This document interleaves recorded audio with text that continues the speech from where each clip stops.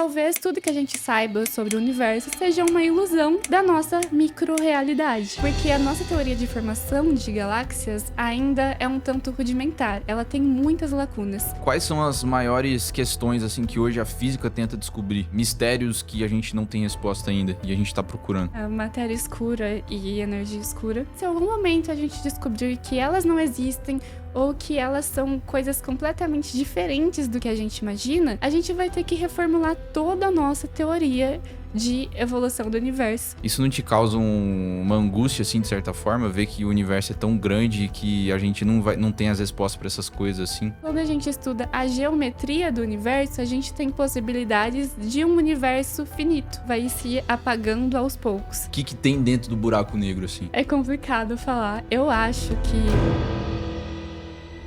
Daniele Honorato. Ela é astrofísica pela USP, criadora de conteúdo e divulgadora científica. Hoje ela vai nos explicar qual é o verdadeiro tamanho do universo, os buracos negros, se existe ou não a vida fora da Terra e como será o fim do universo. Idade escura do universo. O material formou imediatamente um buraco negro, de tão denso Meu que Deus. era a condensação de matéria num lugar tão pequeno, que tinha um fornecimento de radiação e temperatura muito alto. Como que vai ser o fim? É o que a gente chama de morte fria do universo. O Sol vai se tornar uma gigante vermelha, ele vai expandir até chegar mais ou menos ali em Marte, e vai virar uma nebulosa planetária. Para você chegar no fim do universo, precisa chegar no fim do...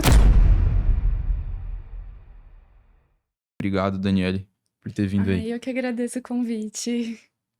Ô, Daniele, eu queria começar te perguntando, assim, uma grande questão que me causa muita curiosidade, eu acho que causa curiosidade de muita gente, assim, olhando o universo, o tamanho do universo. A gente sabe, de fato, qual que é o tamanho do universo? Ele tem uma limitação? Ele é finito ou ele é infinito? Nossa, você entrou em uma questão que não temos resposta ainda. Há vários estudos sobre isso. A teoria vigente, que é em relação ao futuro do universo, e olhando a densidade crítica, que a densidade crítica é como se a gente pudesse observar e medir toda a matéria do universo. Então, existem 3 teorias principais, que eu acho que a Maria já ouviu falar. É que se a gente tem uma densidade crítica menor do que a... Não, se a gente tem uma densidade menor do que a densidade crítica, a gente vai ter um universo que vai se expandir para sempre e infinitamente. Se a gente tem uma densidade igual à densidade crítica, a gente vai ter um universo que vai se expandir para sempre, porém com uma velocidade cada vez menor. Se a gente tem uma densidade maior do que a densidade crítica, a gente vai ter um universo que vai se expandir e depois ele vai se contrair e depois ele vai se expandir de novo, que é o famoso Big Crunch. Universo cíclico? Isso seria o universo cíclico. Atualmente, com as informações que nós temos hoje, a gente tem que a densidade crítica ou é menor, ou é muito próxima que a densidade ou é menor ou é muito próxima da densidade crítica. Essa densidade crítica a gente pode pensar como se fosse a velocidade de escape de um foguete para sair da Terra. Então, para a gente conseguir sair da Terra com um foguete, a gente precisa que a velocidade dele seja maior do que a velocidade de escape da Terra. Uhum. E aí, a velocidade do foguete seria a densidade do universo, e a velocidade de escape seria a densidade crítica do universo. E como a gente está observando, então, um universo que está acelerando a sua expansão, a gente tende a pensar que a densidade do universo é uma densidade menor do que a densidade crítica. Então, ele vai se expandir para sempre e aceleradamente. Nossa. Só que a gente sabe que teve períodos do universo que ele teve uma inflação, ou seja, ele se expandiu de uma maneira mais rápida. Então, por mais que essa expansão sempre esteja ocorrendo, nada impede da gente não conhecer todo o universo. Em algum momento, essa velocidade de expansão possa variar. Então, a gente pode estar falando de um momento da idade do universo em que ele esteja aparentemente se expandindo para sempre, mas que em algum momento essa velocidade de expansão vai mudar. E aí a gente perde tudo que a gente tem em vigência hoje. Mas o que nós temos hoje é que ele parece ser infinito por conta dessa expansão e ocupando um espaço infinito, mas não é algo conclusivo, porque além da densidade, a gente também tem informações sobre a geometria do universo. E geometria é como se a gente estivesse falando: será que a gente vive em um universo plano ou um universo mais esférico? Antes da gente entrar nisso, deixa eu só tirar uma dúvida. É possível essa velocidade de expansão cair para zero? Nesse sentido? Porque antes ele se expandiu muito rápido, certo? E aí hoje não se expande tão rápido quanto antes. É possível que caia para zero futuramente? Então, velocidade não, mas quando se fala de aceleração, sim. Certo. Porque velocidade a gente fala sempre referente a algo, né? E aí a Sim, gente pode na física é aceleração, né? exatamente. E aí Certo. quando a gente fala de aceleração, sim, principalmente se acontecer um período de inversão. Então, se nós estivermos completamente errados e de repente acontecer um Big Crunch, Nossa. em algum momento a gente vai ter uma aceleração igual a zero. E aí, quando a gente estuda a geometria do universo, a gente tem possibilidades de um universo finito e não infinito. Então, essa é uma questão em aberto, ela é uma questão da cosmologia e da física teórica, e é algo extremamente complexo, como eu acho que dá para imaginar, e não é tão simples. Eu acho que por dois motivos principais, além de, claro, da gente ter uma falta e dificuldade de obter informações sobre o período inicial do universo. Então, a gente tem muito poucas informações observacionais sobre essa época, e a gente depende muito de modelos teóricos, e modelos teóricos são basicamente modelos matemáticos. E a gente sabe que pela matemática a gente pode tudo. Matemática permite inúmeras interpretações, inúmeras soluções, só que o universo obedece a algumas leis, das quais nós não conhecemos todas, e essas leis têm que estar em concordância com a nossa matemática. Não pode a nossa matemática deixar alguma coisa e as leis da física não deixarem. Então, esse problema da gente confrontar as leis do universo com o matemático deixa um tanto complicado a gente conseguir descobrir como realmente o universo funciona e o que realmente aconteceu durante aquela época, para a gente prever o que vai acontecer com o nosso universo e como o universo realmente é. E além disso, tem um segundo fato de que a gente está numa região infinitamente pequena, e quando eu digo pequena, eu não estou se referindo ao nosso sistema solar. Eu estou se referindo ao nosso grupo de galáxias, que é de 50 galáxias, então já Meu não é Deus. algo tão pequeno assim, mas para o universo é muito Não é pequeno. nada, né? Não é nada. E a gente pode estar meio que iludido em algo que a gente acha que é o universo como um todo. O que a gente acha que é grande escala pode ser uma pequena escala. Então, por exemplo, essa impressão que a gente tem do universo ser homogêneo e isotrópico, no sentido de que se a gente olhar para um lado do universo e olhar para o outro, a gente vai ver mais ou menos a mesma coisa. Que é aquilo que Hubble mostrou, aquela clássica imagem do céu profundo, que ele observou uma parte escura do céu bem pequenininha. Aquele Hubble Deep Field. Isso, exatamente. Essa parte bem pequenininha escura do céu, É bonita essa imagem. muito linda. E ele achou milhares de galáxias. E se ele continuasse observando, ele ia achar milhares de galáxias aparentemente uniformemente distribuídas. Só que essa pode ser uma ilusão local de onde nós estamos. Então, talvez tudo que a gente saiba sobre o universo seja uma ilusão da nossa micro-realidade. Então, acho que isso dificulta também a gente determinar se o universo é finito ou infinito. Porque, querendo ou não, a gente só tá observando o universo observável, né? Exatamente. Quer dizer, se a gente. É como se a gente olhasse. Você me corrija, né? Que você que é especialista. Mas se a gente tivesse subido numa montanha e olhado pro horizonte, a gente tem um escopo que a gente consegue observar, né? Seria mais ou menos isso em relação ao universo. A gente enxerga até certo ponto, né? Aí depois dali, a gente não enxerga mais. Então, se a gente pegar o universo, assim, mesmo se o universo for esférico, digamos, e a gente tá aqui, só que o nosso universo observável é tão minusculamente pequeno em relação a todo o universo que parece que é plano, de certa forma. Seria mais ou menos isso? A planicidade, na verdade, a gente estuda pelo Tipo, comportamento da planicidade luz. não, perdão, mas nesse sentido homogêneo, né? Sim, Nesse sentido, sim, poderia ser. E é legal explicar um pouquinho mais de universo observável, que a gente chama a astronomia de ciência da luz. Sempre gosto de falar isso, porque basicamente tudo que a gente sabe vem da radiação eletromagnética. Pausa rápida aqui. Eu estava vendo as métricas do podcast e observei que 77,3% das pessoas que assistem o canal não estão inscritas. Você não sabe o quão importante é a sua inscrição. Os convidados que vêm aqui, eles olham muito para a métrica dos inscritos. Então, você estar se inscrevendo agora vai estar ajudando muito a gente estar melhorando o conteúdo cada vez mais, estar trazendo cada vez mais convidados. Então, obrigado de coração e de volta ao podcast. Então, a gente pensa que a luz, na verdade, é só o espectro visível. Não, a luz é tudo.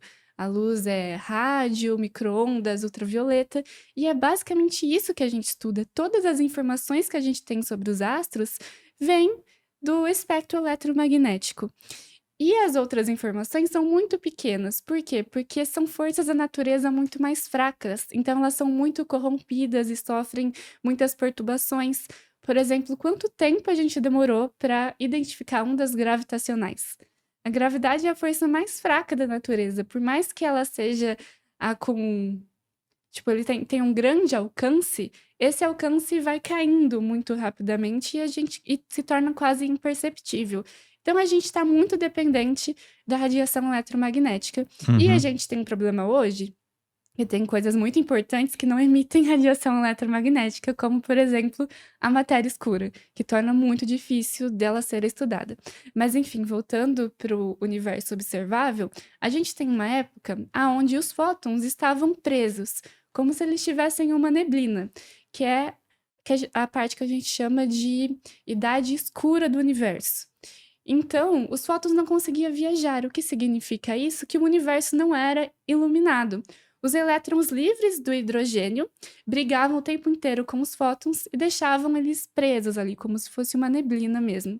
E aí, só depois, quando o universo atingiu uma determinada temperatura e ele foi se esfriando, que os fótons conseguiram escapar. Isso foi mais ou menos 380 mil anos depois do Big Bang. E aí, isso tornou o universo observável. Foi quando os fótons começaram a ter liberdade para viajar e deixaram de ser confinados ali pelos elétrons do hidrogênio. E a partir desse momento que começaram a se formar as estrelas e tal, nesse sentido ou não? Não imediatamente, mas foi somente depois que o universo esfriou. E aí a gente teve uma distribuição melhor de matéria e energia. E aí essa distribuição de energia que fez com que as estrelas começassem a se formar, porque até então eram somente elementos químicos de poeira, basicamente dispersos por aí. Sim, então as estrelas começaram a se formar exatamente quanto tempo, assim, depois do Big Bang, mais ou menos? Ou quanto tempo atrás, sei lá? A gente pode falar em formação estelar a partir de 400 mil anos depois do Big Bang, mas é uma formação muito teórica ainda, porque a gente tem, por exemplo, por que buracos negros microscópicos não existem? Sendo que a Boa teoria pergunta. permite. E aí, então, eles poderiam ter sido formados nessa época. Então, a gente tem uma radiação do Caramba. buraco negro, que é a radiação de Stephen Hawking, que basicamente culmina nele ser evaporado.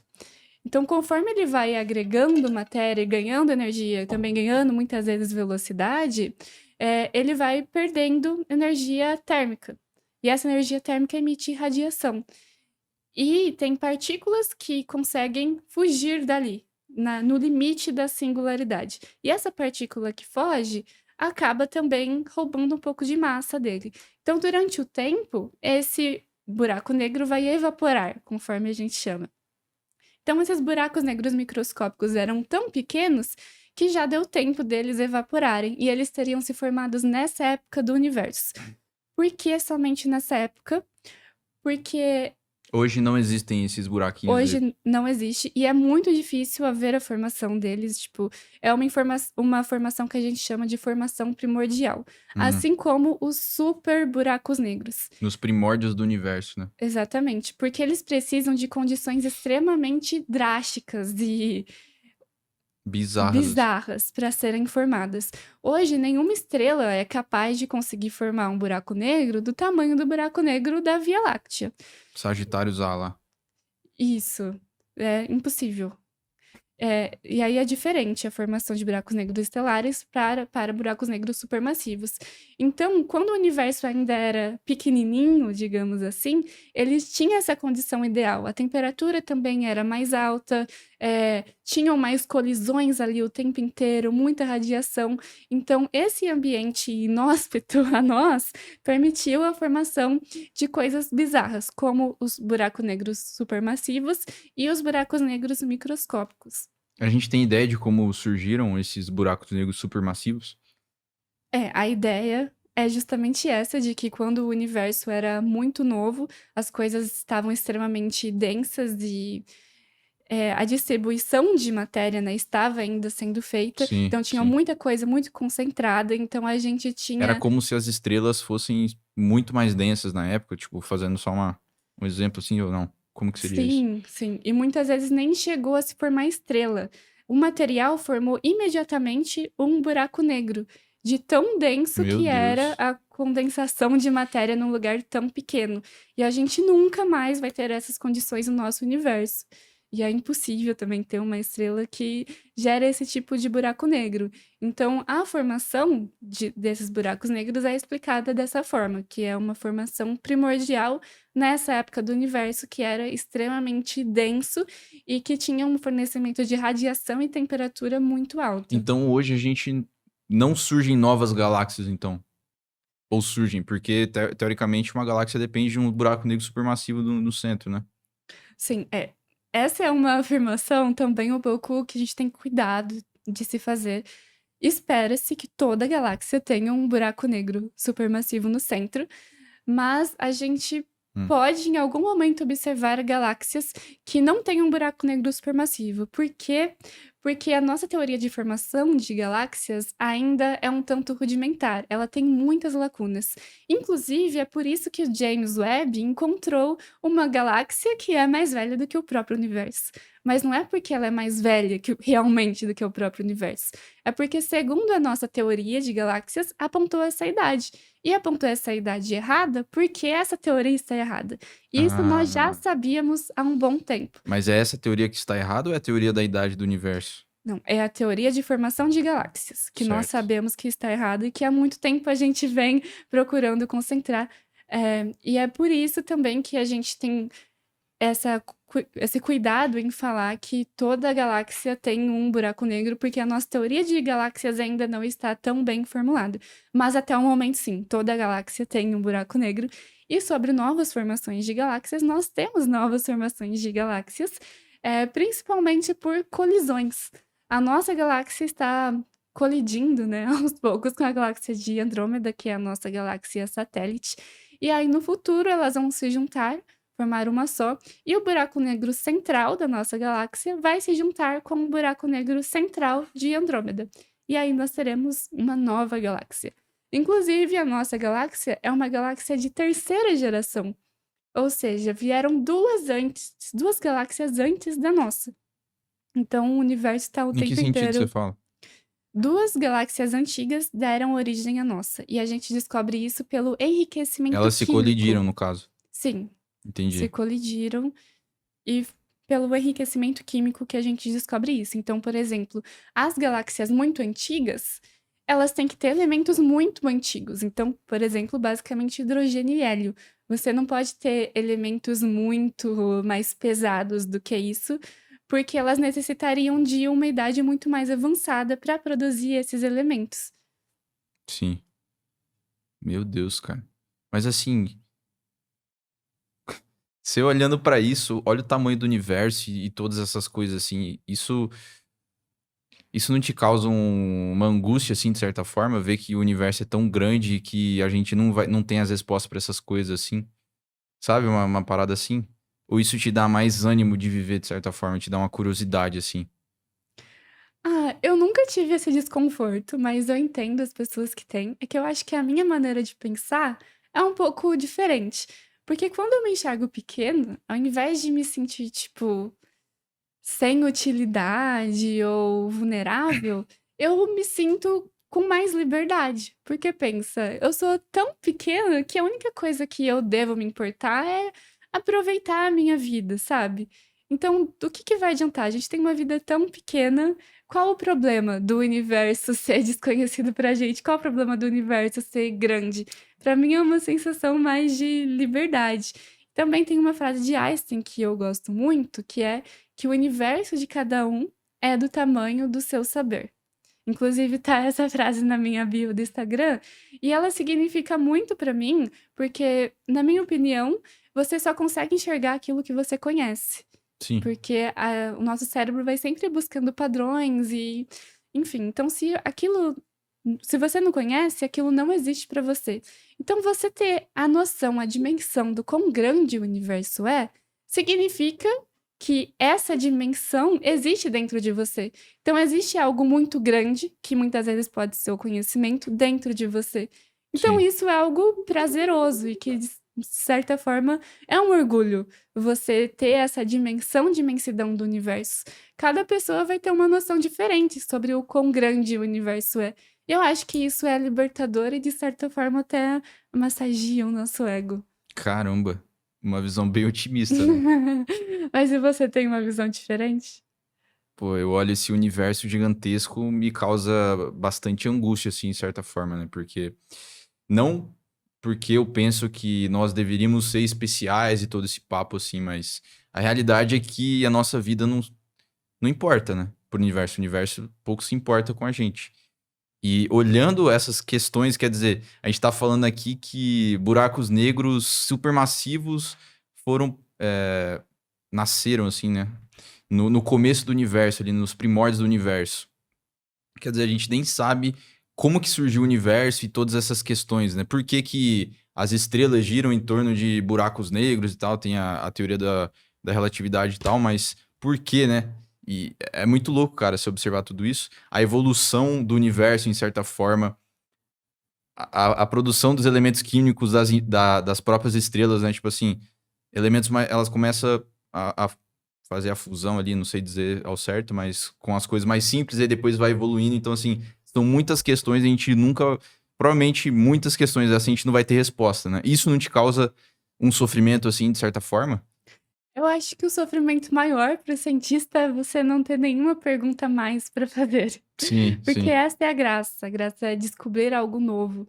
E é engraçado porque todas as vezes que a gente pensou ter resolvido algo, como por exemplo o universo, gravidade, ela foi constantemente repaginada e trouxe novas visões.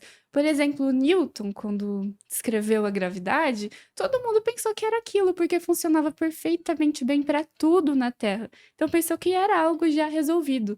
Só que aí veio Einstein, e não que refutou Newton e disse que o que ele tinha feito estava errado, mas deu uma nova cara, uma nova visão, uma nova forma de enxergar. E eu acho que é isso que vai acontecer. Vão ter coisas que a gente tem certeza que nós sabemos explicar, e aí nós vamos explicar de uma outra forma.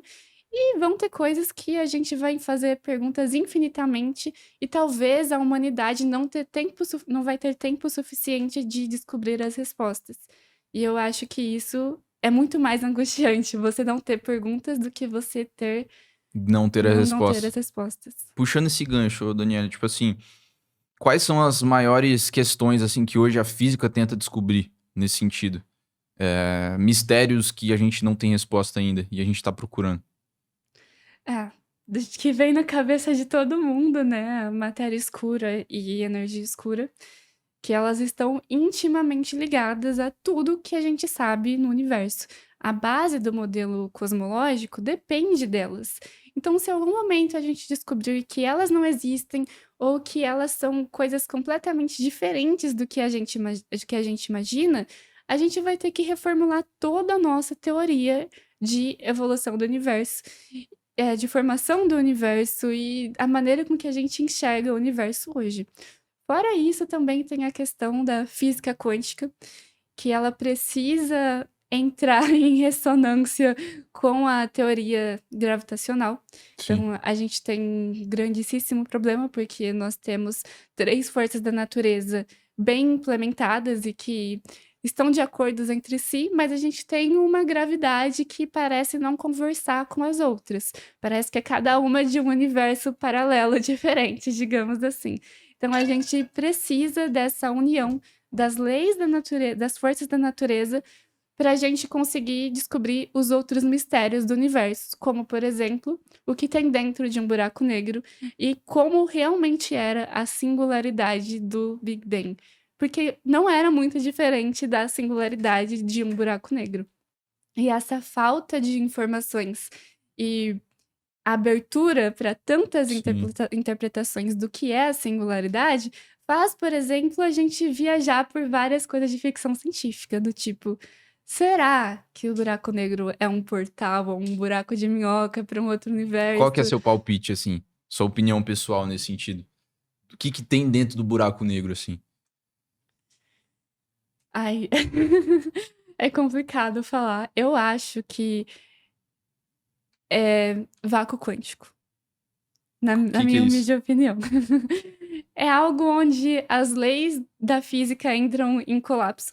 Então, por exemplo, a gente vai ter partículas e antipartículas colidindo o tempo inteiro e a gente vai ter flutuações quânticas de energia. Então, essas flutuações que vão determinar a formação de matéria e a interação da matéria, a interação de forças entre si. Então, a gente vai ter tudo acontecendo muito rápido a ponto de ser tão instável que a gente não vai conseguir enxergar. Então é um vácuo porque a gente não ia conseguir enxergar nada. Mas não é porque é realmente nada, mas é porque existe tanta coisa acontecendo ao mesmo tempo e sendo aniquilada que a gente não ia conseguir observar. Sim. Agora, por exemplo, outras teorias, como o buraco de minhoca, precisam da existência de coisas que nós não observamos ainda, como, por exemplo, a matéria exótica, que é uma matéria que iria balancear com a matéria bariônica. Então, a matéria bariônica a gente tem que atua com a gravidade, e a gente precisaria dessa matéria exótica, que seria uma antigravidade. Então a matéria bariônica é tipo a gente e tudo isso. Matéria bariônica, a gente fala esse material que interage gravitacionalmente e eletrorradionicamente. Certo. Aí tem a matéria escura, que só interage gravitacionalmente. E tem essa matéria exótica, Que é uma teoria ou não? é uma teoria, inclusive respaldada pelas equações da relatividade restrita de Einstein e, e geral também. Dessas equações deu origem à existência de matéria exótica, porque para você ter uma estabilidade num buraco de minhoca, você precisaria de algo para balancear a gravidade dessa matéria. Então, Sim. precisaria de uma matéria exótica para ter esse equilíbrio. Então Tudo é meio que precisa um ser. delírio, de certa forma, né? Tipo, a gente meio que tem que inventar alguma coisa pra dar Não, certo ou não. a questão não é inventar, porque Einstein também fala, né, que a imaginação é muito mais importante muitas vezes do que a matemática na física. Até por isso que ele costumava dar os trabalhos de matemática para as esposas dele, né? Mas, mas enfim, Tem a parada dele com o trem lá, né? E as experimentações, sei lá, que ele fazia mentalmente, né? As sim, imaginações. sim. Era bem legal. Mas essa imaginação é no sentido de que você tem umas inúmeras equações matemáticas e você precisa dar sentido a elas. Então não é uma viagem, porque são coisas extremamente plausíveis. Você está vendo que matematicamente aquilo é possível. Certo. Só que você precisa buscar na natureza algo que respalde isso. Aí a questão é se a gente está em algum lugar do universo que não permita o contato com isso, como por exemplo, se a gente não tivesse o conhecimento do universo nesse momento, a gente nem iria saber que o universo está em expansão. Há muito tempo atrás a gente não sabia disso. Então a gente nem cogitaria a existência de uma energia escura. E não quer dizer que ela não exista antes que ela passou a existir agora. Então a mesma coisa pode ser a energia, a matéria exótica. Não quer dizer que ela não exista só porque a gente ainda não conseguiu observar ela. Então, a matéria Uhum. exótica é respaldada matematicamente, é uma interpretação de equações, e isso na física é extremamente necessário, a gente viajar, a gente se permitir dar interpretações para aqueles números, porque se não houver interpretação e imaginação, vão ser apenas números e a gente nunca vai chegar a Nunca vai lugar chegar nenhum. em lugar nenhum, né? E no caso Exatamente. dos os buracos brancos, assim, os buracos brancos, no caso, sei lá, de acordo com a teoria do buraco de minhoca, o buraco negro distorce espaço-tempo, quer dizer, você entra aqui e no mesmo instante você sai em outro lugar, né? O outro lugar seria o buraco branco? Tipo, seria mais ou É, menos isso? na verdade, são duas teorias um pouco distintas. O buraco branco, ele seria um colapso do buraco negro, que Ah, não é a não, outra saída, no caso. não, mas aí que tá. Poderia ser uma outra saída, mas não seria uma saída do tipo uma dualidade. Seria um estado crítico. Então, a gente sabe que o buraco negro ele é um colapso da gravidade. E aí, o buraco branco, ele seria o colapso do buraco negro. Então, chegaria um ponto limite aonde o buraco negro não iria conseguir atrair mais nada para si. E aí, isso geraria uma força de repulsão. Então, ao invés de continuar atraindo, ele iria expelir tudo de si. E o que que a gente lembra quando fala de expelir tudo de si infinitamente para todo sempre, que é o Big Bang. Então, o Big Bang pode ser um buraco branco. Meu Deus. Que bizarro, velho. Bizarro. E aí não seria uma passagem, mas seria um ponto de virada. Então poderiam existir vários buracos brancos nesse sentido. Vários Sim, Big Bangs soltando com. Aí seria um multiverso. Tipo, sim. E tem a teoria de multiversos também. Só que aí entra no ponto de que a gente tá limitado ao nosso universo. E na física a gente não consegue provar, tipo, a sim. não existência de algo que a gente não consegue estudar. Então pode ter outros universos com outras leis físicas, e a gente só conhece as leis físicas do nosso universo. E isso não te causa sofrimento nenhum. Não, eu acho divertido. Aham. No caso do buraco de minhoca, assim, teria uma saída, no caso aqui, buraco negro, exclui o buraco branco. Teria uma saída no outro lado nesse sentido? No buraco de minhoca, sim, seria essa passagem. Inclusive, seria espécies de atalhos dentro de um mesmo universo também. Poderia ser uma passagem para outro universo ou um atalho dentro do mesmo universo.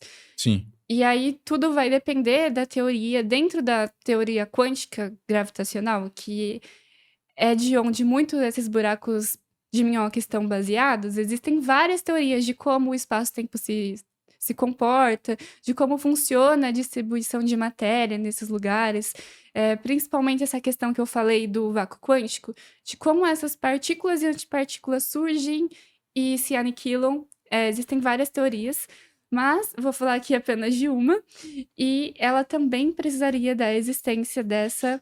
é, Matéria exótica, Hum. para ter essa estabilidade dentro do buraco de minhoca. E aí, a questão para você ter um buraco de minhoca, você precisaria apenas manipular a gravidade.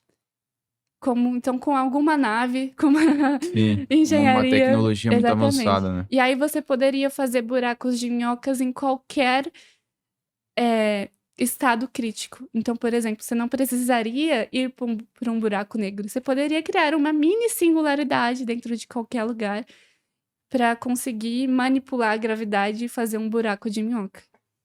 Porque seria apenas um controle, A uma gente já gravidade observou, controlada. Daniele, alguma coisa, no caso, a saída desse buraco de minhoca?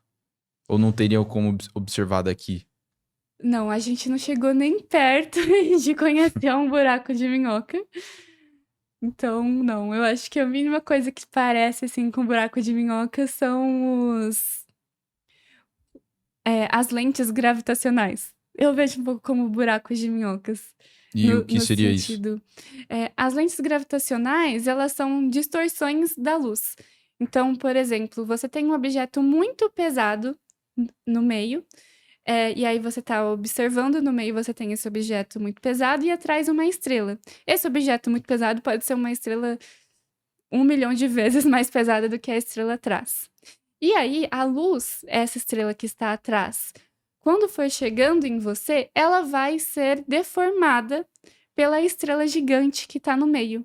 E essa deformação pode causar aberrações, do tipo fazer você enxergar 4 estrelas, quando na verdade só existem uma, fazer você enxergar ela muito maior, ou seja, fazer ela parecer muito mais próxima do que realmente está, Sim. porque é ilusão, de acordo com o desvio da luz causado por essa deformação gravitacional de uma estrela supermassiva no meio do caminho que essa luz percorreu.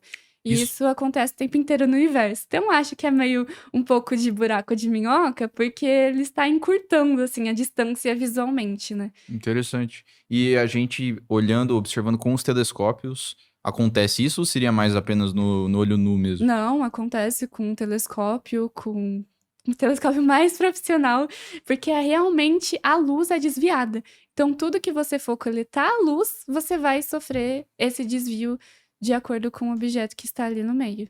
No caso da lei da física, as leis da física, assim, é provável que ela se aplique a todo o nosso universo? Ou existem físicos ali da academia que falam que é possível essas leis não funcionarem em outro lugar do próprio, tirando a hipótese do multiverso, mas no nosso próprio universo? Então, a ideia da física é que tudo tem que valer para tudo. Se você tem uma exceção, algo da qual essa lei não se aplica, então a lei está errada. Nossa. Então, por exemplo, o que acontece com a física quântica? Por que que a gente não observa partículas, por exemplo, se comunicando instantaneamente? Aqui nada se comunica instantaneamente, e no mundo da física quântica a gente tem uma comunicação, que na verdade é um emaranhamento quântico, né? Que acontece instantaneamente, isso a gente não observa. É que, na verdade, a mecânica clássica não é uma mecânica diferente da física quântica. Ela é a mesma mecânica. Só que a mecânica clássica é uma aproximação da mecânica quântica, sem os efeitos quânticos. Então é como se A fosse mecânica clássica seria de Newton? Não sei. isso, que Newton ajudou a construir. Essa que a gente estuda na faculdade, que a gente está acostumada no dia a dia. Certo. Então, ela seria uma versão mais simplificada da mecânica quântica. Mas só existe uma mecânica, que é a mecânica do universo. Então, por exemplo, a gente tem uma régua e a gente tem uma trena. Se eu pedir para você medir uma casa, você vai pegar uma trena, você não vai Sim. pegar uma régua. Se eu pedir para você medir uma folha de caderno, você vai pegar a régua. Então, são sistemas de medições diferentes? Não, a gente está falando do mesmo metro, mas são instrumentos diferentes porque aquilo vai funcionar melhor para algo. Então, em determinados momentos, a gente vai precisar da mecânica clássica porque ela vai ser mais fácil da gente estudar. Em determinados momentos, é mais fácil a gente estudar algo com a mecânica quântica. Mas aí dá pra gente estudar a física quântica com a mecânica clássica também? A mecânica clássica é a versão simplificada da física quântica. É a mecânica quântica sem os efeitos quânticos. E por que os efeitos quânticos não existem aqui Tipo, seria no a mesma mundo coisa da trena e macroscópico? da régua. Sim, porque uma tem muito mais detalhes, é muito mais preciso do que o outro. Então é mais questão de escalas mesmo. Então, quando a gente tem a física quântica, a gente vai ter os efeitos quânticos que no nosso mundo a gente não tem, porque a gente perde essa pureza de individualidade. Então, quando a gente está, por exemplo, no mundo muito microscópico, mundo subatômico, a gente tem uma distância absurda de elétron para elétron. Isso é loucura. Isso é loucura. Então, é quase como se eles estivessem isolados. E se eles estão isolados, é como se a gente tivesse vários sistemas nunca tocados antes. E é por isso que os efeitos quânticos existem, porque eles são muito sensíveis. E como lá eles estão intocados, eles permanecem existindo. Mas quando a gente traz para o nosso mundo está o tempo inteiro ocorrendo interações e partículas batendo, e aqui tem massa de ar, É enfim. uma ilusão, na verdade, né? De que a gente tá, por exemplo, tocando isso daqui, etc. Sim, é uma ilusão, mas quando a gente vai para o macro, a gente não tem mais esse sistema isolado. E aí, quando a gente deixa de ter esse sistema isolado partícula por partícula, o efeito quântico desaparece e aí não faz sentido a gente trabalhar com mecânica quântica se os efeitos quânticos não existem. Então, a gente trabalha com a mecânica clássica. Sim. Aí é o clássico exemplo, né, da fenda, que quando a gente perde a propriedade da quântica, quando a partícula colapsa, quando a gente faz a medição. E fazer a medição significa o quê? Significa interagir com a partícula. Então, não é que a partícula deixa de ser uma coisa para ser outra. Ela é aquilo. A questão é que essa interação mudou o estado dela e fez ela sair do estado quântico. Então, por ter muitas interações no mundo macroscópico, a gente não precisa das questões quânticas, porque esses efeitos não estão presentes no nosso dia a dia. É meio que energia gasta à toa, né? Isso. No caso, então, deixa eu ver se eu entendi. Se a gente pegasse uma lupa, a lupa mais poderosa do universo, e desse um zoom aqui, ó, ou em qualquer lugar, sei lá, a gente ia ver que nada se toca. Seria mais ou menos isso? Tipo, lá no fundo, eu não sei se é quarks ou elétrons, não sei qual que é o mais último, assim, né? Mas eles não se tocam, assim, basicamente. Seria mais ou menos isso? Isso. Nada se toca, se tocar. E É se uma grande tocar, explosão. aí que dá a bomba atômica. E nem chega a se tocar, né? É a força de repulsão mesmo. Que se torna tão forte que aí provoca Meu essa, Deus, cara. essa Quer dizer, parece que explosão. tem alguma coisa impedindo essas coisas de se tocarem, né? Aham. E aí, quando vai se tocar, separa e bomba atômica. Exatamente. E é muito bizarro pensar de que dentro do átomo, 99,9% é vazio. E quando a gente fala isso hoje, 99,9% vazio. se eu falo pra você, busca ali um chocolate pra mim, que eu te dou 99,9%, chance de eu te dar um chocolate também. Assim, nem vou, né? Mas é pra gente ter essa noção do quanto 99,9% é muita coisa. E se tudo são feitos de átomos, então 99,9% das coisas é vazia? Faz sentido? Exatamente. Sério?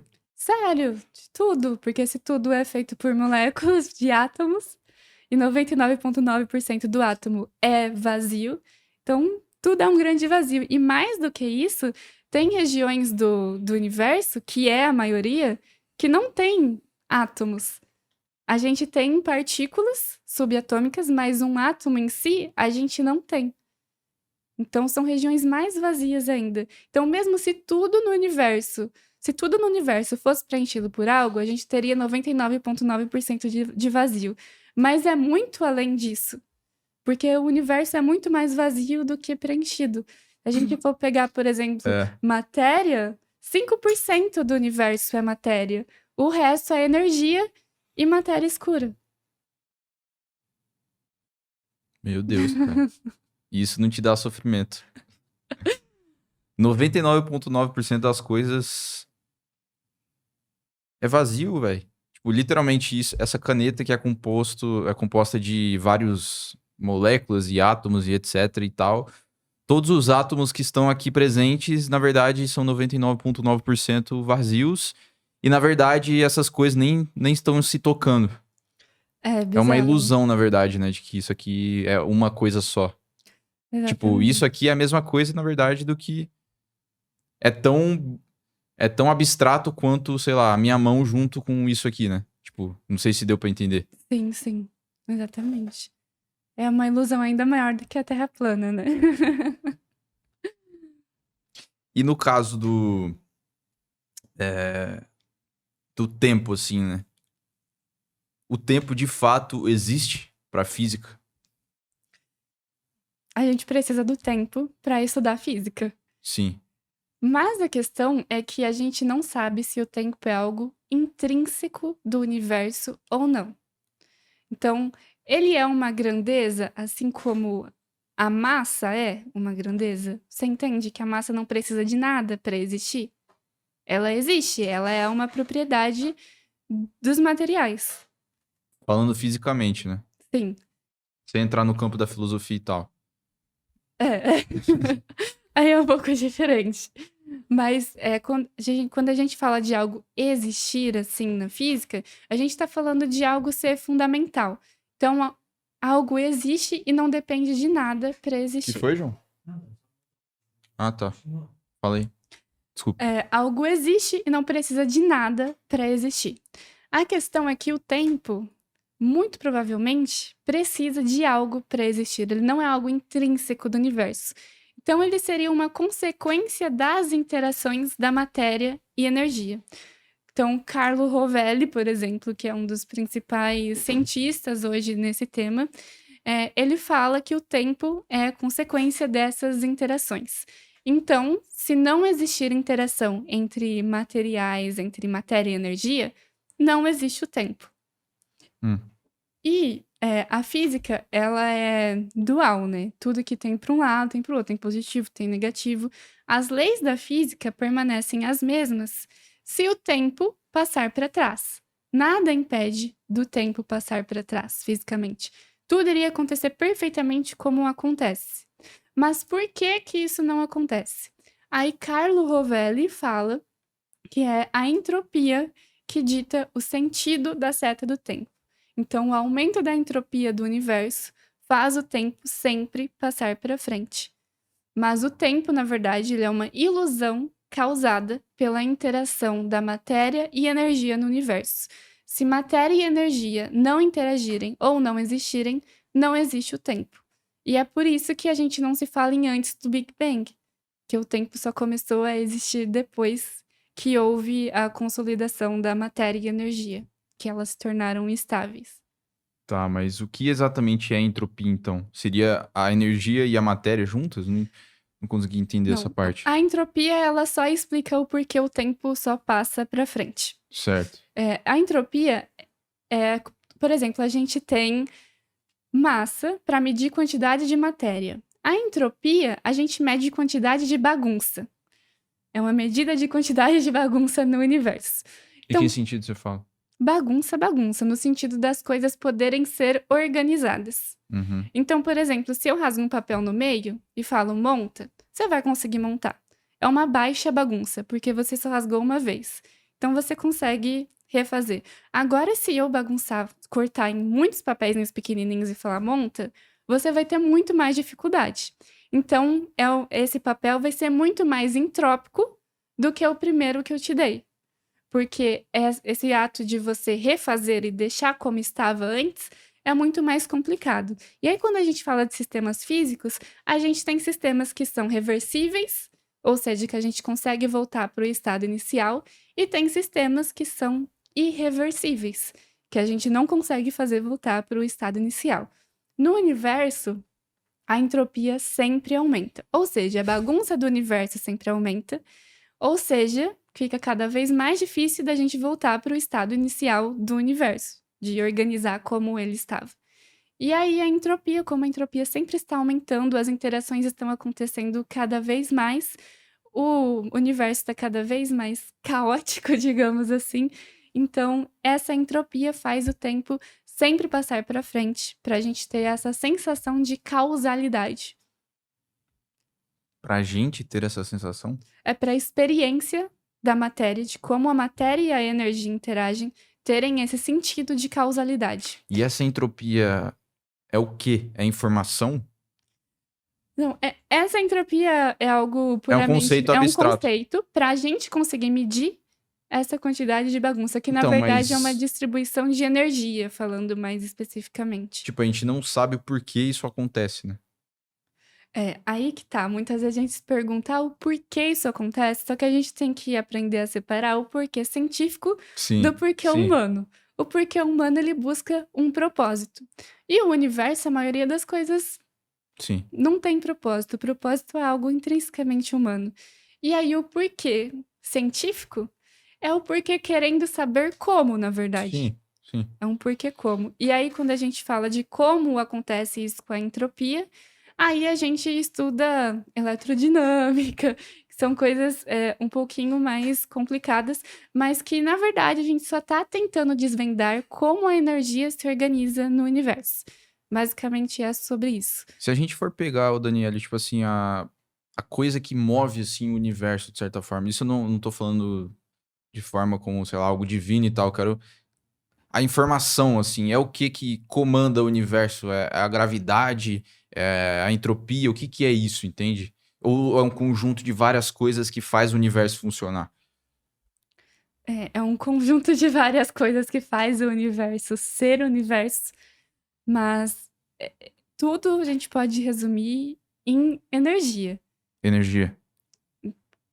Inclusive, a palavra energia é bem difícil de ser definida, porque para vários conceitos diferentes da física, a gente vai ter uma definição diferente do que é energia. É, e isso eu acho que é algo que a gente nunca vai conseguir resolver. Porque pensa, a gente é humano, a gente está limitado à forma de comunicação humana. Então, será que algum dia a gente vai conseguir achar palavras para descrever algo que realmente traduza o que é energia? É por isso que por isso que uma teoria, ela precisa de papers e papéis tão gigantescos e longos, porque a gente conseguiria, representar, por exemplo, uma simulação do universo em apenas códigos. Mas, Uhum. como eu disse, a matemática pode ter inúmeras interpretações e nem sempre aquela interpretação é correta. E aí a gente precisa do ser humano tendo a imaginação e refletindo sobre aquilo para explicar. Só que o ser humano está limitado à sua linguagem. Sua E ignorância, né? também. Mas mais a sua linguagem. E essa linguagem muitas vezes nos impede de ter conceitos tão precisos, que, por exemplo, é o caso de energia. E energia a gente tem definições diferentes em determinadas áreas da física. E não quer dizer que elas estejam erradas.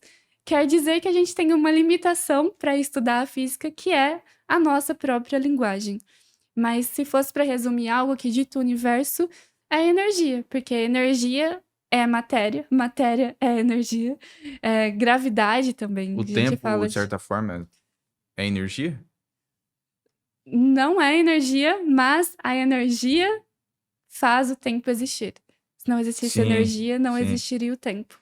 Porque energia faz a matéria que faz o tempo existir, né? É a interação da matéria e energia. Na verdade, quando a gente fala de matéria e energia, a gente tem que lembrar de E igual a mc.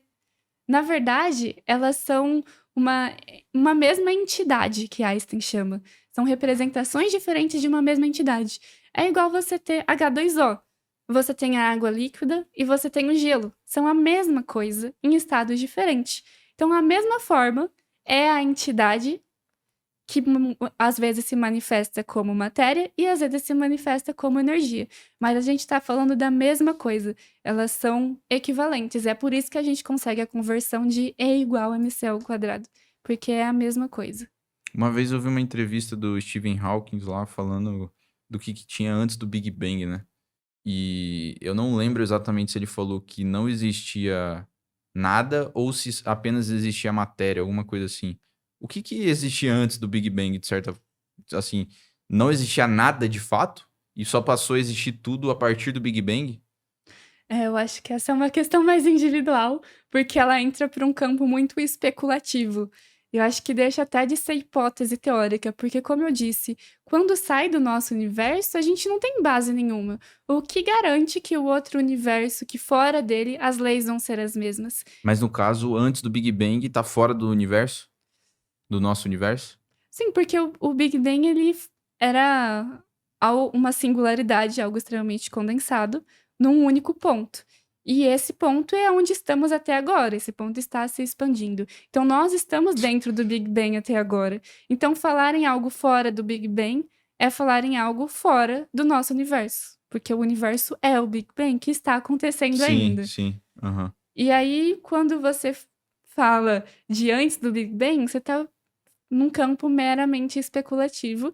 E aí não E aí vai acredito. pra imaginação, né? Vai pra imaginação e virar algo até meio pessoal, assim. No seu caso, o que você acha? No meu caso, eu acho que existem outros universos. Não acredito que o nosso universo seja cíclico, mas eu acho que podem sim existir outras singularidades fora da nossa. Então, tem aquela teoria de universos bolhas, né? De que tem várias bolhas em um universo maior. E aí é complicado porque a gente esbarra na linguagem novamente. Porque o universo significa tudo. Sim. Então, se a gente não está estudando tudo, porque existem coisas além do nosso universo, nós não estamos estudando o universo, porque o universo é tudo. E aí, o que seria esse conjunto de universos? Seria um universo. Será que algum dia a gente vai conseguir estudar realmente o que é o universo? Realmente tudo? Aí eu não sei. O que você acha? Eu acho que não. Tá além da tecnologia do conhecimento humano, de certa forma, né? Quer dizer, Uhum. já vieram físicos aqui, eles falaram que... Alguns falaram que talvez seja impossível você descobrir o que é a singularidade ali, né? Uhum. Do que é o que tinha antes do universo, do que é o buraco negro também. Talvez seja impossível, porque a gente não consegue observar, né? Eu espero que algum dia a gente consiga, né? Pra gente ter resposta pra essas perguntas aí bizarras. Mas você também. Você falou que você acha provável, né, na sua visão, que tenha o multiverso, né? Uhum. O que você acha da teoria da simulação? De que a gente, na verdade, tá só vivendo numa simulação e nada disso aqui é real. Ai, eu acho muito complicada essa teoria, até porque o conceito de simulação na física é outro, não é tipo simulação de desenho animado. Então, por exemplo, a gente pode ter uma reprodução de dados em de outra forma. Então, por exemplo, tudo que um buraco negro conseguiu pegar para si, de alguma forma, ele pode emitir através de radiação a informação de tudo que está ali dentro. Então, essa radiação seria uma simulação, porque aquilo que ele está emitindo em forma de radiação, que é a informação do que está ali dentro, não existe mais, não existe mais daquela forma. Então, é uma simulação porque aquilo não existe e não é real. Entende? Agora, eu não acredito que a gente esteja numa realidade simulada, assim como se fala em filmes de ficção científica. Uhum. Eu acho que nós estaríamos um pouco mais avançados se isso realmente existisse. Acho que existiriam provas bem mais concretas. Tipo, que tipo de provas, assim? Ai, tipo, tem que ter um código, né? Por quê? Ah, pra garantir que é um sistema organizado. Mas o Pensa. código são os quarks lá que não se tocam e quando se tocam explodem. Sei lá. Será um sistema autodestrutivo?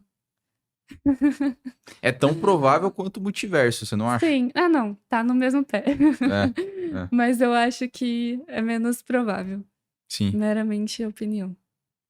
E no caso, eu gosto muito de pensar no universo, assim, porque afinal é uma das coisas que realmente importa na vida, né? Saber tentar entender o que é o mundo, né? Tentar entender de certa forma, pelo menos tentar atingir a verdade e procurar essas respostas, ou pelo menos as perguntas, né? Essas coisas que movem a gente. E uma coisa que é um tópico muito interessante é a vida fora da Terra, né? Tipo Uhum. assim, por que que a gente nunca encontrou nenhuma vida fora da Terra até hoje, cara? Diante de que o universo tem 13,7, 8. 13,8 bilhões de anos, a gente nunca se deparou com uma vida inteligente. Aí vamos dizer que, bom, a gente está há pouco tempo aqui, né? O ser humano, o Homo sapiens, está há 200 mil anos. Só que se o universo existe há 13,8 bilhões, alguma civilização já deveria ter surgido e populado pelo menos algumas galáxias aí, né? Tipo, o que você acha, assim, em relação à vida fora da Terra? Você acredita, de fato, que existe vida? Isso eu falo vida inteligente, né? Porque, Uhum. assim, parece que 90% das pessoas acreditam, pelo menos, na vida bacteriana e tal. O que você acha? Qual que é a sua visão sobre isso? Probabilisticamente, sim. Mas a questão é se a gente, como humanidade, vamos conseguir contato com esse tipo de civilização. Hum, Porque são tantas barreiras no mesmo caminho. Primeira barreira de tudo é que a gente precisa de uma tecnologia que entenda deles e eles de uma tecnologia que minimamente entenda a nossa. Segundo, a gente tem que existir numa mesma escala temporal. Pensa que a sim. gente, como humanidade, tem 200, 300 mil anos apenas. E a gente está falando de um Sol com 5 bilhões de anos, só o Sol. Mais de um universo com 14 bilhões de anos. E aí a gente tem o fato das distâncias. Nós não conseguimos sair fisicamente do nosso sistema solar.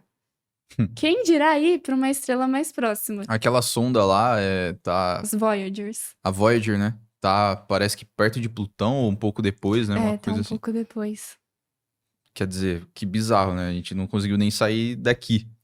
Bizarro. Não, até pouco tempo atrás a gente não tinha identificado um planeta fora da nossa galáxia. A gente está começando agora a identificar Exoplanetas e tal. de outras galáxias, sim. Antes era somente dentro da nossa galáxia, porque são muito pequenininhos, né, e não luminosos. Então fica muito difícil de encontrar. Então, olha essa limitação de distância que nós temos. Fora isso, a gente está em um grupo de galáxias, então o que garante que a vida inteligente vai existir justamente no momento, né, que a humanidade exista, numa região próxima o suficiente para a gente conseguir contato. E fora isso, tem o tempo de evolução também, né? Às vezes a gente pode ter até tido uma civilização inteligente vizinha, mas que ela já se foi há muito Vizinha na nossa tempo. galáxia, no caso. É. E que a gente poderia ter tido contato se nós vivêssemos na mesma época. Mas ela já pode já ter ido, ou pode estar se desenvolvendo ainda. Então, são inúmeros fatores. Agora, se a gente for considerar probabilisticamente a abundância do universo de eventos, a gente fala, cara, é impossível que não exista vida inteligente além da nossa. Porque os elementos químicos estão em abundância, as condições climáticas, atmosféricas também estão em abundância. A gente descobre planetas parecidos com a Terra quase todo dia. Sim. Então, uma vida similar à nossa é muito provável. Planetas possivelmente habitáveis, né? Exatamente. E fora isso, pode existir outro tipo de vida que sejam diferentes do nosso, mas que também sejam de alguma forma inteligentes. Então, na sua visão, pode existir, só que é ciente de que o universo é muito vasto, as coisas são muito longes assim, e também por conta A escala temporal. da escala temporal, você acredita que seja muito complicado a gente se encontrar assim? Sim. Pra mim, com certeza existiu ou vai existir em algum momento, mas esse contato nosso com eles eu acho difícil que aconteça. Se você pudesse assim entrar em contato com uma civilização e tal e fazer uma pergunta pra eles, o que você perguntaria assim? Perguntaria, mostraria Beatles, perguntaria o que você acha. Beatles? Aí, João. Você gosta de Beatles, né? Ah, eu gosto bastante. Sim. Mas assim, de novo, cara, saber que a gente possivelmente pode estar sozinho no universo, eu bato nessa tecla assim, porque isso é uma parada que me causa muita curiosidade e também uma certa angústia, né? A gente pode estar. Tem aquela famosa frase do Carl Sagan, né? De que a gente pode estar sozinho. Eu acho que é dele, né? Que a gente pode estar sozinho ou que podem existir milhares ou milhões de civilizações e as duas coisas são assustadoras, né? Uhum. Saber que a gente não vai encontrar com isso não é, de certa forma, uma tristeza, assim, sabe? De que a gente nunca vai ter contato com outra civilização inteligente. Eu acho que são fatos, né? Tipo, isso é um fato e a gente tem que escolher como vai lidar com eles. Sim, E sim. aí depende muito da personalidade de cada um. Eu acho que o nosso mundo, o nosso universo é tão incrível que não precisa de nada mais, sabe? Pra ele ser mais incrível. Você é bem otimista. Não sei. E eu acho que até é legal, porque quando você tem tudo, as coisas ficam chatas. Imagina se a gente tivesse contato com 1 milhão de formas alienígenas e soubesse tudo do universo. Eu acho que a vida humana perderia a graça. Igual, tipo, quando a gente era criança e a gente ficava feliz indo no mercado e comprando uma coisinha só que a nossa mãe deixava a gente Sim, comprar. sim. A escassez, né? Hoje a gente pode ir no mercado quando a gente cresce, comprar qualquer coisa e a gente não quer, não tem mais graça. Então, quando deixa de ser algo raro, deixa de ser provocante, né? E é isso que movimenta o ser humano. É essa provocação, essa curiosidade. Se ela deixa de existir, eu acho que a gente perde o interesse. Sim. Se você tem as respostas pra tudo, meio que a vida perde o sentido, de certa forma. Na sua Sim. visão. Ah, com certeza. Então eu vou te fazer uma uma pergunta assim que eu faço para vários convidados aqui, né? Digamos que tem um botão assim, botão vermelho grande assim para dar uma exagerada. Mas você só pode apertar esse botão hoje e agora, né? Se você apertar esse botão, você vai ter as respostas para todas as perguntas, assim, o que é a singularidade do buraco negro, o que tinha antes do universo, se existem outras civilizações e tal, você vai ter essas respostas. Você apertaria o botão? Só pode apertar agora. Não apertaria. Ah, não é possível, velho. Não, e eu acho que essa é a beleza da ciência. Muitos enxergam a beleza da ciência como o fim, como algo útil. Então, tipo, você tá estudando isso pra quê? Pra que serve isso? O que que a gente vai conseguir? E até mesmo o conhecimento. Tem gente que só estuda pra ser algo útil, tipo, vou estudar finanças pra eu fazer meu imposto de renda. Mas eu acho que a beleza da vida tá quando você consegue enxergar prazer e finalidade no próprio caminho. Então, para mim, a finalidade da vida é o próprio caminho. Então, é a própria Mágico de Oz, beleza. né? Exatamente. É a beleza de você ir atrás das perguntas e não a pergunta em si. Você não apertaria nem no fim da vida? Não, Sério? sério, eu acho que eu me sentiria até mais mal. Imagina, se você passa a vida inteira defendendo algo, que aí depois você pergunta e fala, não era nada disso que você estava pensando. Eu ia sentir que eu desperdicei minha vida em algo sem propósito, tipo, não Mas aí valeu você de prefere, nada. então, a viver com a ilusão de que sua vida teve um certo sentido do que a verdade, de certa forma. Com certeza. É? O conhecimento é um pesadelo, né? A ignorância é uma bênção e o conhecimento é um pesadelo. Quanto mais conhecimento você tem, mais infeliz você é. Então por que que você procura mais conhecimento assim?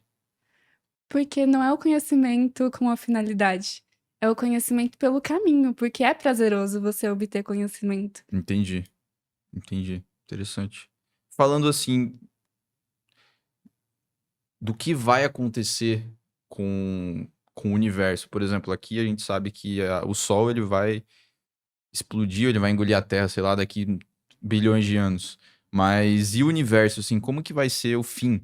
Porque parece que as estrelas, elas fazem a fusão lá no nuclear e tal, e depois no final elas explodem e aí acontece, sei lá, ou vira buraco negro ou acontece outra coisa e tal, mas aquele brilho some, né? Daqui trilhões de anos, assim, o universo vai ser sombrio, assim? Exatamente. É o que a gente chama de morte fria do universo.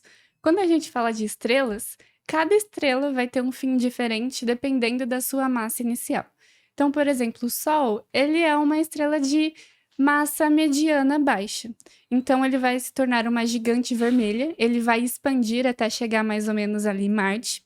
E aí, quando chegar em Marte, é, ele vai esperar também mais um tempinho e vai virar uma nebulosa planetária. Os vestígios deles, ele vai explodir, os vestígios vai se tornar uma nebulosa planetária e o carocinho dele, que é o núcleo, vai virar uma anã branca que aos poucos vai se apagar porque ela não vai estar mais fazendo fusão nuclear. Uhum. Estrelas maiores, elas vão, os detritos delas, né, vão virar uma nebulosa estelar.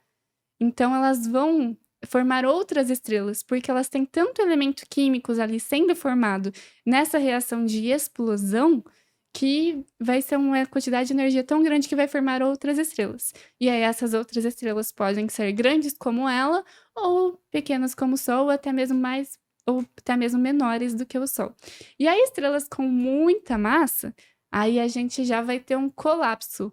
Nesse ato em que ela vai explodir, ao invés de virar uma nebulosa em forma de supernova, né, que a gente fala, supernova é o evento e nebulosa é o que sobra do evento, é aquelas fotos bonitinhas. Mas enfim, quando a estrela é muito grande, ela pode virar um buraco negro ou uma estrela de nêutron, Uhum. que é devido ao colapso gravitacional. E aí tá, a gente Que é tem aquela essa. estrela que gira muito rápido e tal, né? Isso. E aí, quando a gente fala de fim do universo, a gente tende a resumir o universo a estrelas, né? Porque, querendo ou não, as estrelas são os maiores astros, ocupam a maior parte, e o que forma as galáxias são as estrelas, então no fim tudo se resume às estrelas, e são elas que têm a capacidade de formação e de mudar o universo. Os planetas é uma parte muito pequena, né? Da massa ali, Muito da pequena. galáxia Também e tal. 99,9. É. Também. E aí, quando a gente fala do fim do nosso universo, a gente tem que, para uma estrela nascer, a gente precisa de um evento perturbador. Então, a gente tem uma nuvem de gás e poeira, que é deixada por uma estrela, e a gente precisa de algo que interage, perturbe essa nuvem, faça ela virar uma estrela. Muitas vezes, essa perturbação é uma colisão de estrela com outra, ou até mesmo uma colisão de galáxias, enfim. Só que o nosso universo está em expansão acelerada. Uhum. Então as coisas estão ficando cada vez mais distantes uma das outras. E coisas eu quero dizer galáxias. No nosso sistema solar aqui, a gente não está experienciando essa velocidade de expansão. E aí, conforme for passar o tempo, deve ter feito a ligação de que esses eventos de perturbação ficarão cada vez mais raros, porque as coisas estarão mais distantes. Então, a formação estelar também será cada vez mais rara. Então, as últimas estrelas que forem ser formadas, depois que elas se apagarem, provavelmente não vai ter mais nada. E é o que a gente chama de morte fria do universo. Ele vai continuar formando estrelas para sempre, vai continuar se expandindo cada vez mais rápido para sempre, até que chega um ponto que ele vai se apagar, porque não haverão mais estrelas. Isso daqui quanto tempo? Há muito tempo. Acho que a expectativa é de, no mínimo, 5 vezes mais do que a idade do universo. Caramba, eu achava que ia ser muito mais que isso. Quer dizer, então ali com uns 60, sei lá, 80 bilhões de anos mais ou menos. É porque a gente, para ele começar a ter as últimas formações de estrelas. Então a gente vai entrar no período do universo em que vão ter espaços se apagando. Onde a gente, por exemplo, hoje, a gente tem galáxias que não tem mais formação estelar, tem muito pouca formação estelar. Mas vai chegar um momento em que não vai ter nenhuma, literalmente nenhuma formação estelar. Nem na borda lá do universo, tipo, surgindo, ele se expandindo de certa forma. Não, é isso que eu quero dizer, que o universo vai se apagando aos poucos. Que hoje parece que todo o universo está aceso, por mais que a gente tenha as galáxias, que tenha muito pouca formação estelar. Mas elas ainda assim têm um pouco de formação estelar. Então, quando elas se apagarem, o universo vai começar a se afastar. E talvez, tipo, se a gente estiver em determinado ponto do universo, a gente possa ver um universo inteiramente apagado, mas ele não está inteiramente apagado. As coisas só podem estar muito longe, entende? Nossa senhora, sim. As coisas estão tão longe que parece que o universo é vazio. Exatamente. E a gente costuma falar, tipo, a velocidade de expansão. Não é uma velocidade, é uma aceleração. Eu acho que isso foge da nossa cabeça, que é algo que a cada segundo está cada vez mais rápido.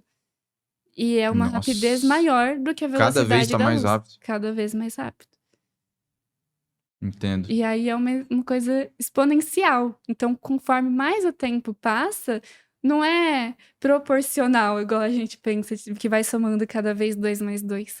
Vai multiplicando. Mas então por que que o universo no começo se expandiu muito rápido e aí essa aceleração diminuiu?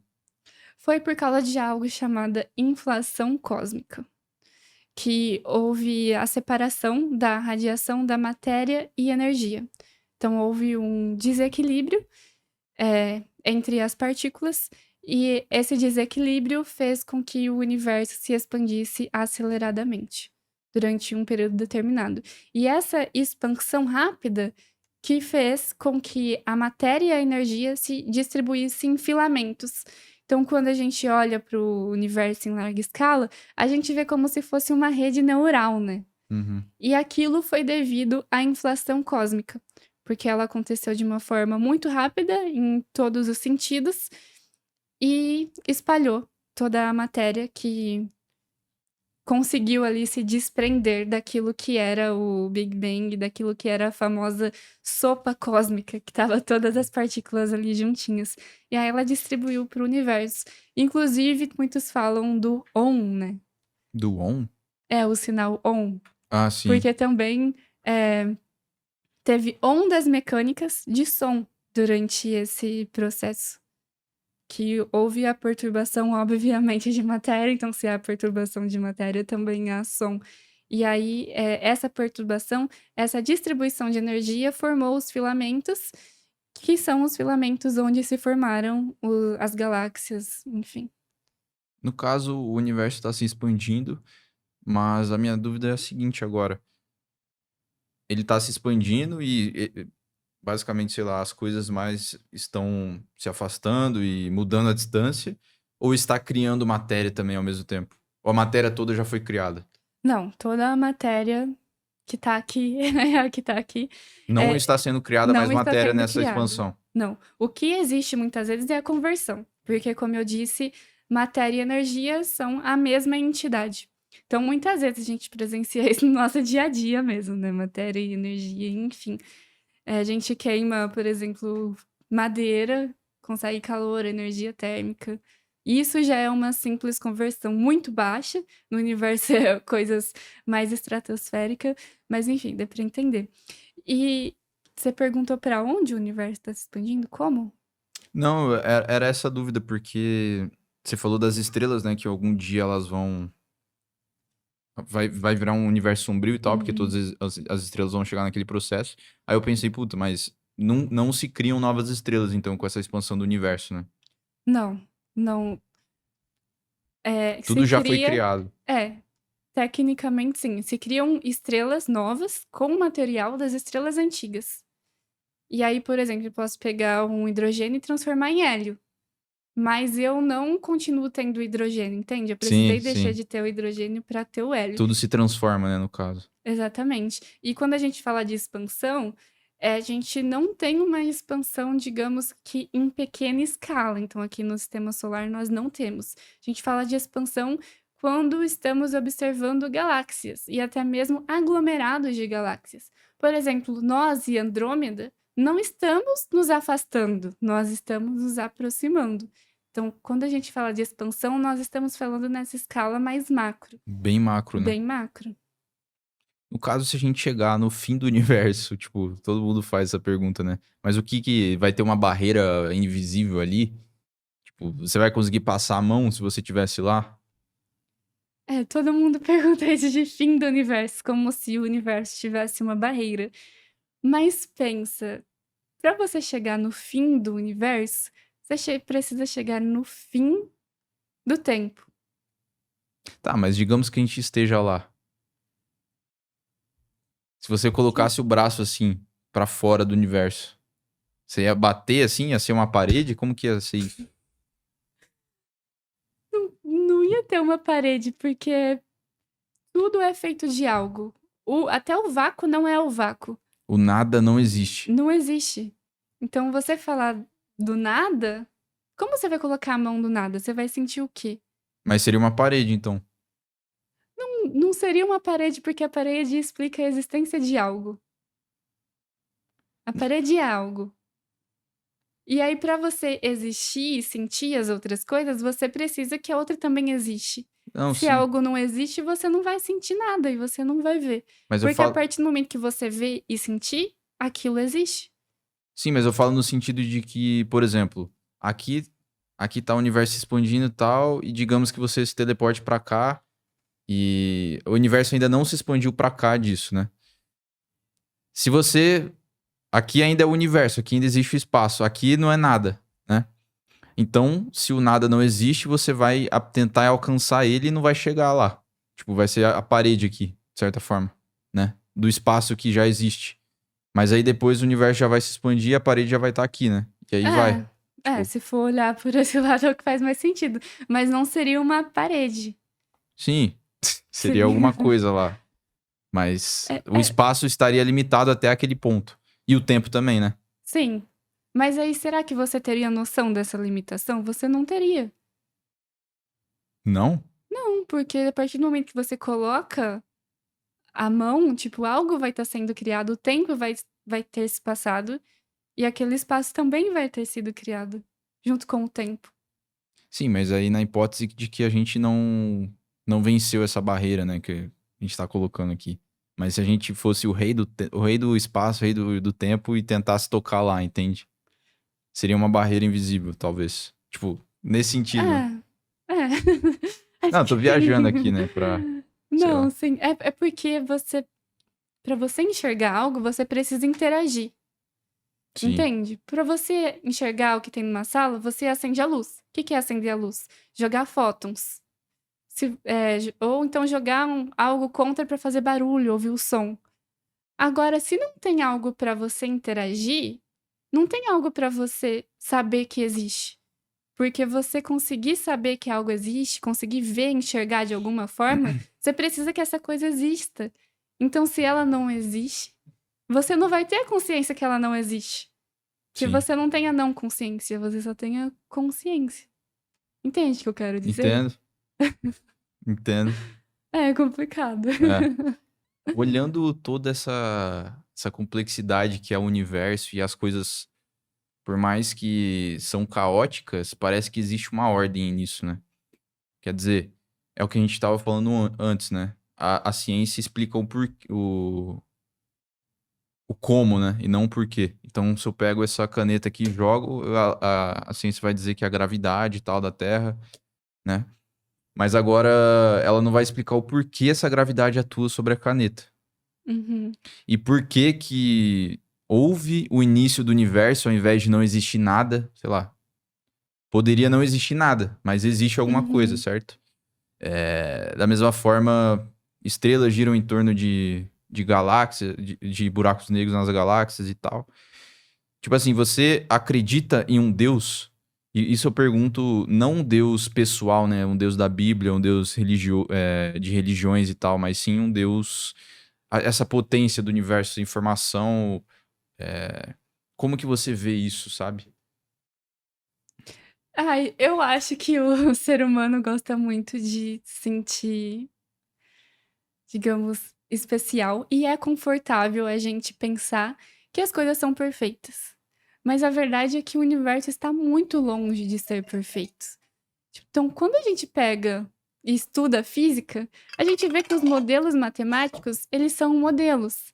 Então, todas as leis que a gente estuda na física e faz experimentos, eles são aproximações de algo perfeito. Mas esse perfeito que todo mundo fala do universo não existe.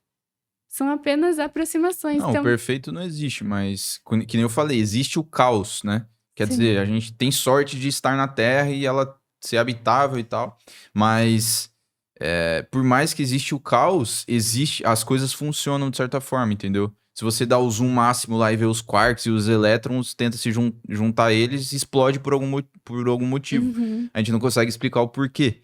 Então, não em um Deus que quer o nosso bem e tal, mas você entende? Um Deus que talvez criou tudo isso sem pretensão ou alguma coisa do tipo.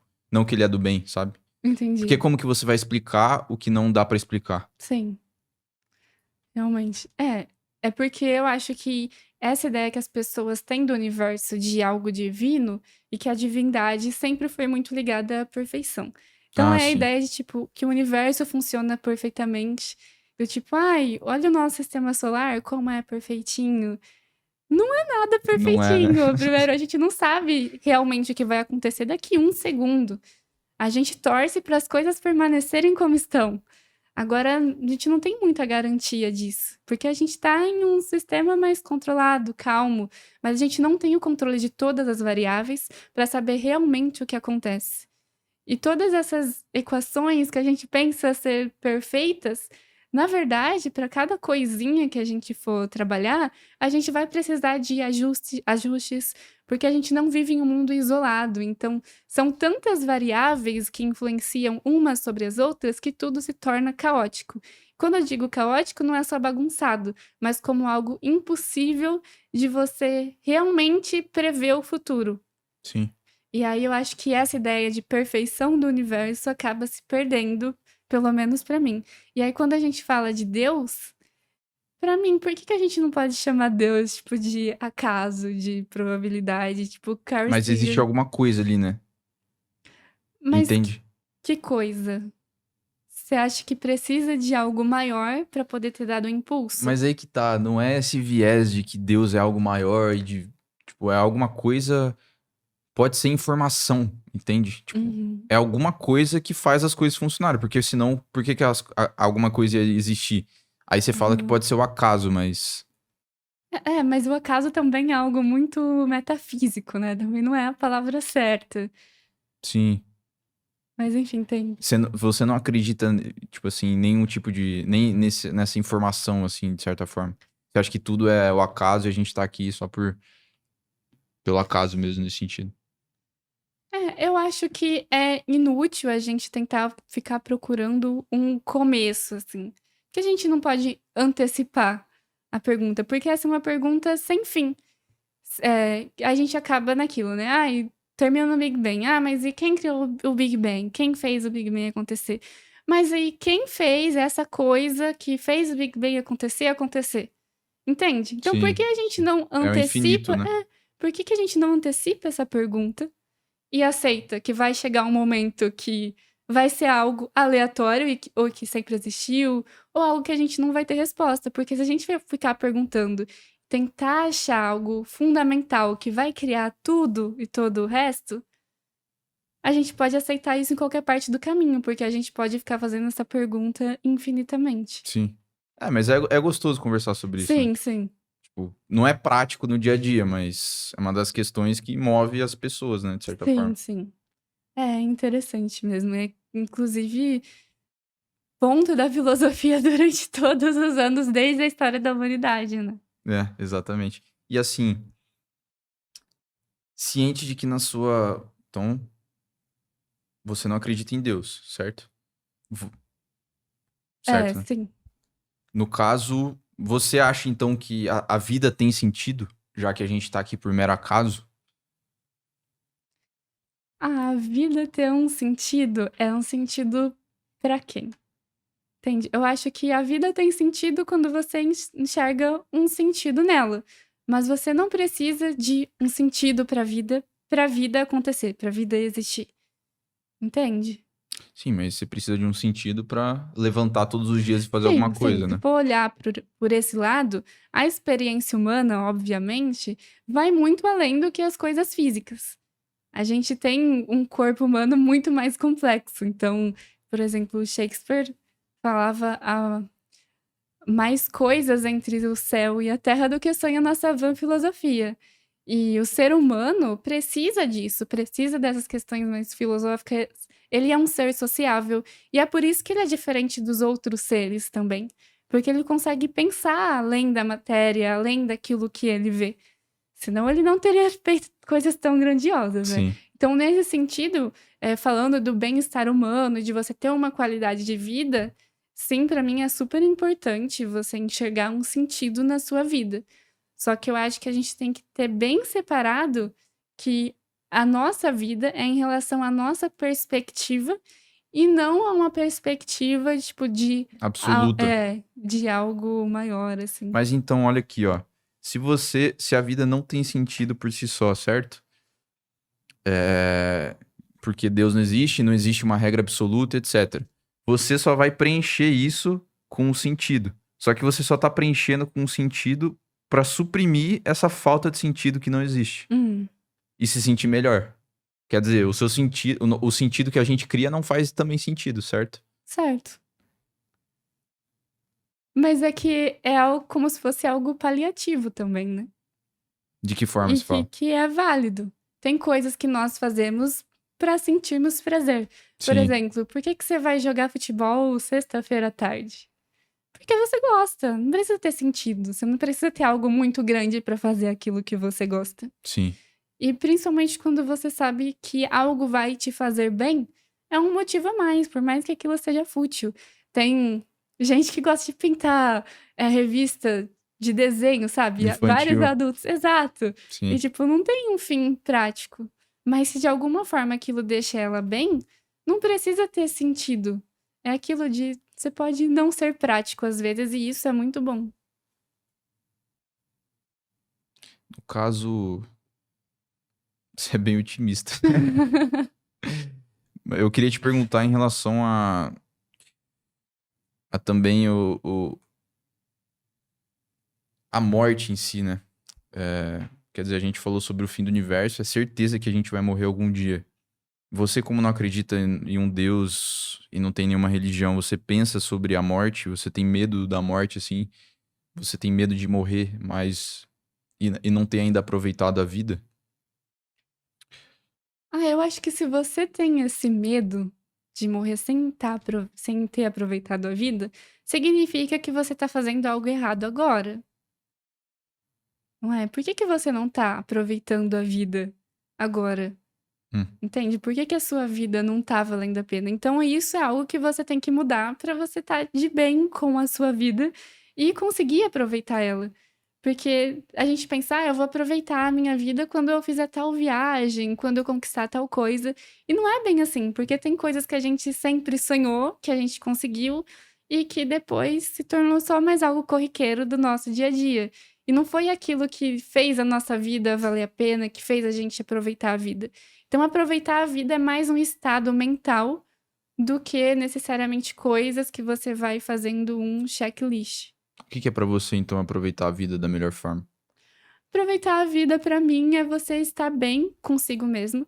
Então é importante você ter uma autoestima boa e você geralmente consegue ter uma boa autoestima fazendo coisas que te agreguem, que façam você se sentir importante, útil para as outras pessoas e para si mesmo. Então, por exemplo, a gente está em um mundo que todo mundo vive se comparando. Hum. E é impossível você não fazer comparação. E aí você precisa construir coisas que vão te deixar bem ao ser comparado com outras pessoas. Não no sentido de colocar as pessoas como melhores ou piores que você, mas no sentido de você se sentir uma pessoa útil para o mundo e para si mesmo, para esse peso não vir acima de você. Porque muitas pessoas adoecem, né, quando vem esse peso da comparação, e eu acho que isso é o principal. Quando você tá bem consigo mesmo, você consegue lidar com o mundo. Aí eu acho que viver bem, você fazer coisas que vão te fazer você se sentir bem e útil. Então, desde ler, praticar esporte, fazer caridade, aprender um instrumento musical, são coisas que te agregam, te deixam uma pessoa interessante, porque parte daquilo que a gente enxerga sobre nós mesmos também tem a ver com o outro nos enxerga. Não tem como a gente nos privar disso. Então a gente tem que fazer coisas para nós que vão despertar admiração nos outros. E quando a gente vê outras pessoas nos admirando, a gente também tende a nos admirar mais. Então, por isso eu digo ser útil e ser interessante para você e para o mundo. Porque a visão de você mesmo também depende da visão que o mundo tem sobre você. Hoje, no dia que a gente tá gravando esse podcast aqui, você tem medo da morte? Não, não tenho medo da morte, porque é algo inevitável. Se a gente for ter medo, é um sentimento ruim. Eu acho que não é legal cultivar isso. É claro que é impossível não ter medo de algo, mas medo da morte, a morte é algo que a gente tem certeza que vai acontecer. E aí você ter medo é você morrer antes de necessariamente estar morto. Porque você vai estar cultivando esse sentimento, essa sensação negativa dentro de você. Então, se é algo que você não pode evitar, que você não pode fazer nada, então só escolha aceitar e não escolher ficar sofrendo Sim. pra meio que morrer enquanto Mas em vida. sabendo que, então, no que você acredita de que, sei lá, digamos que você viva 80 anos e você morra, né? Quando você morre, você vai deixar de existir pra sempre, né? Ou seja, tudo que a gente faz aqui é meio que em vão, de certa forma. A gente só tem que aproveitar hedonisticamente a vida. Saber que você vai ter um fim, assim, não te dá um baque, nem um pouco, assim? Não, então, falando um pouco da experiência humana ser muito além da matéria física, quando a gente morre, eu não acho que a gente morre, assim, claro que a nossa matéria se vai, mas ainda ficam as coisas que nós construímos. Tipo, quantas descobertas, tipo, a gente tá apoiado em ombros de gigantes o tempo inteiro, Sim. de pessoas que já se foram e talvez nós nem lembramos delas. E a história também deixou para trás muitas pessoas que nem vão ser mais lembradas, mas que a gente dependeu dela para delas para estar como estamos hoje. Mas daqui 5 bilhões de anos o Sol vai engolir a Terra e ninguém vai lembrar de ninguém. Sim, mas é aquilo, aproveitar a jornada Sim. e não o destino. Não, tô sendo chato. Daniele, obrigado aí por ter vindo. Obrigada Obrigado eu. pelo papo. Gostei bastante. E acho que o pessoal também gostou bastante, deu pra aprender muita coisa. Vou pedir Fico pra feliz. você divulgar as suas redes aí, seu Instagram e tal. Você tá com o canal no YouTube também. Divulga aqui nessa câmera, por favor. Oi, gente, obrigada por assistir. Espero que vocês tenham gostado. Deixe aqui nos comentários coisas boas, coisas não tão boas também. Mas tô aqui pra falar com vocês. Me siga no Instagram, meu arroba é honoratodn. No TikTok também é honoratodn. E eu estou com o meu canal no YouTube, que se chama Honorato Space. Vou comentar aqui e vocês se inscrevam. Eu espero vocês lá pra gente aprofundar mais esses conhecimentos. E você vai começar a postar conteúdo de astrofísica? Sim, meu foco é divulgação, astronomia e física. E vai ser agora, só perguntando mais em relação ao canal, vai começar daqui quanto tempo? Como que vai ser isso? Estou me organizando, já tenho várias ideias de vídeo, então nesse mês ainda já terei vídeo. Legal, legal. Então até sair o podcast, já vai ter lá. Então, obrigado se você assistiu até aqui. Considere se inscrever no canal, sua inscrição é muito importante pra gente. Ajuda a gente a estar trazendo cada vez mais convidados, né? Os convidados aqui olham muito pra métrica dos inscritos, então você estar se inscrevendo agora vai estar ajudando muito a gente a trazer mais convidados de alto nível, como foi hoje aqui, né? Altas conversas e tal. Então, aqui a gente sempre traz papos mais filosóficos, abordando mais muita ciência também. Então, se inscreve aí. Segue a Daniele aí nas redes e até o próximo episódio. Tchau, tchau.